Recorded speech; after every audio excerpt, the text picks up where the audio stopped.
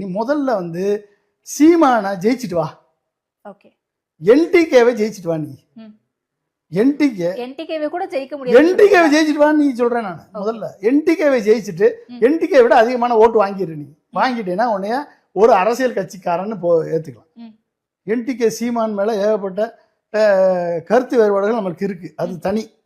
ஆனால் என்டிகே சீமான் உருவாக்கக்கூடிய ஒரு தமிழ் தேசியத்தை மக்கள் மத்தியில் விதைச்சு ஒரு அறிவார்ந்த சிந்தனையோட பல்வேறு ரீசனபிளான ஒரு கேள்விகளை கேட்டு அத்துணை நிருபர்களுக்கும் பதில் சொல்லி வரக்கூடிய ஒரு தலைவர் சீமான்.